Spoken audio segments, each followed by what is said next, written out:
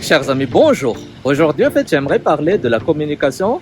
Je profite d'un petit temps entre deux rendez-vous et je suis en Florence. Florence, c'est une ville connue en Italie que j'adore. Et voilà, donc je profite pour tourner un peu et tourner sur la communication.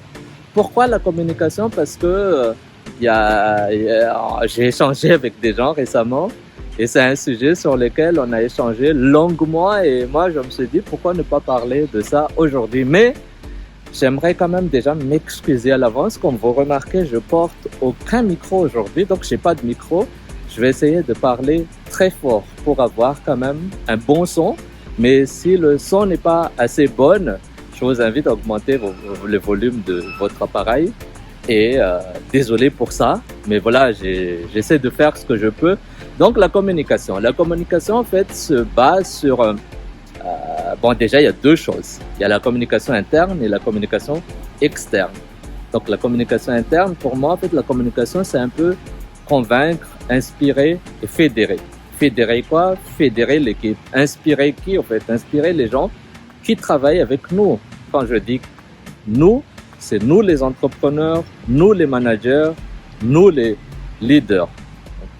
Convaincre, c'est ce qu'on fait surtout en communication en externe, c'est-à-dire essayer de dire, écoutez, mon produit, mon service, c'est ce qui répond au mieux à vos besoins et choisissez-nous au lieu de choisir les concurrents.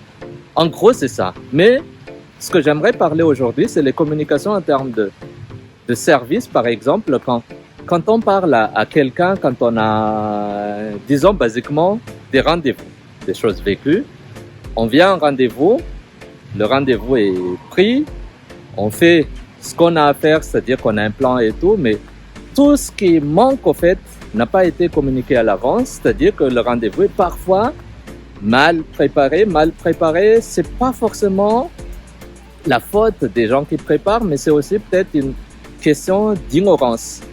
Mais ce que j'aimerais juste dire, quand on prépare un rendez-vous, quand on prépare en fait un entretien, un échange avec quelqu'un, surtout qui n'a pas la même culture que nous, parce qu'il vient d'un autre pays, parce qu'il a grandi dans un autre domaine, etc. Il y a plusieurs possibilités, plusieurs scénarios. Ce qu'on doit faire, c'est déjà de se poser des questions, nous poser des questions à des gens qui savent. Par exemple, si on a des rendez-vous, je prends un exemple comme ça avec des Coréens, par exemple. C'est quoi leur culture? Comment ils rentrent en jeu? Comment, en fait, on doit leur dire bonjour? Est-ce qu'on se tient la main? Est-ce qu'on s'embrasse? Tout ça sont des choses qui doivent être connues. Et même si c'est pas connu, pour mieux se préparer, mieux vaut aussi parfois juste demander. Donc, chers amis, convaincre, dire, allez, prenez mes services. C'est-à-dire que le service devrait être expliqué de long en large. Je prends quelque chose de basique.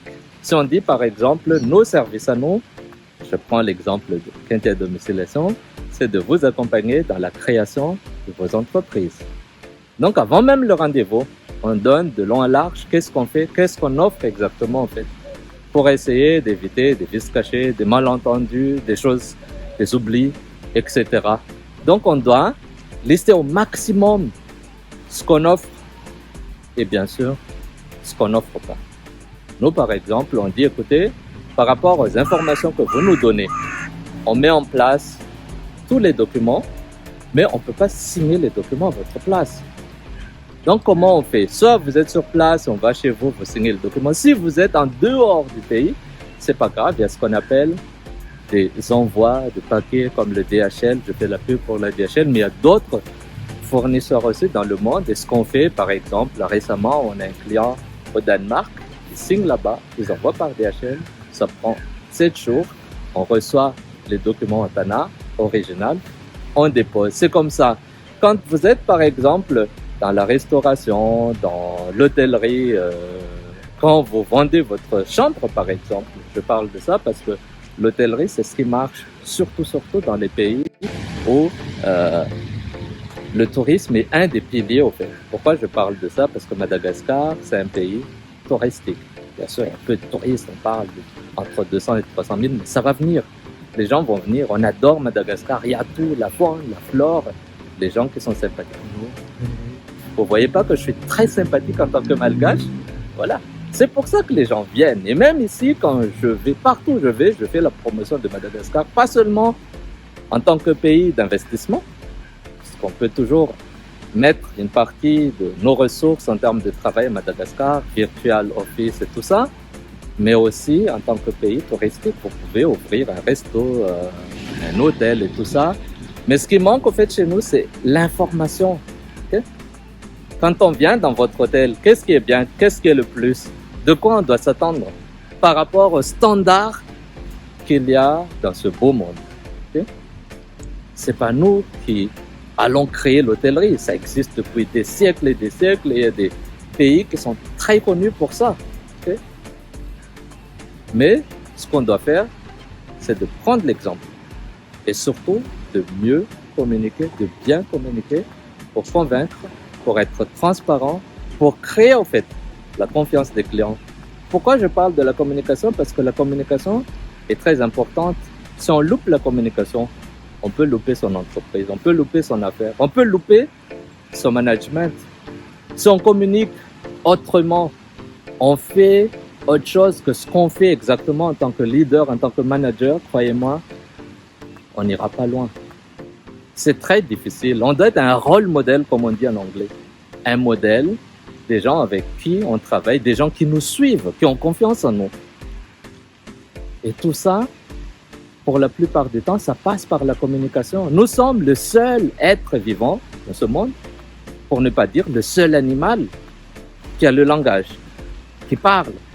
Bien sûr, il y a les gorilles et tout ça, qui font des cris, qui communiquent en cris, mais c'est pas aussi développé. Nous, non seulement on a des langues, mais c'est varié.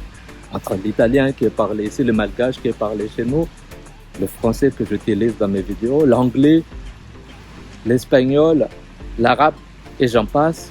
Il y a plusieurs langues. Et ça, c'est pas pour rien qu'on est le seul être à l'avoir. Il faut l'utiliser à bon escient. Quand on parle, on communique. Et la communication est une base.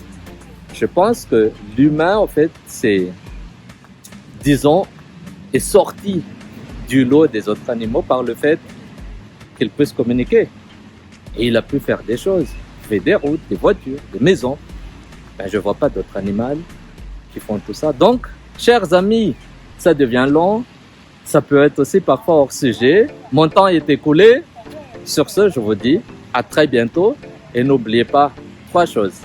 La communication, c'est déjà pour convaincre, mais aussi pour inspirer et surtout pour en faire en sorte qu'on soit quelqu'un qui est respecté, écouté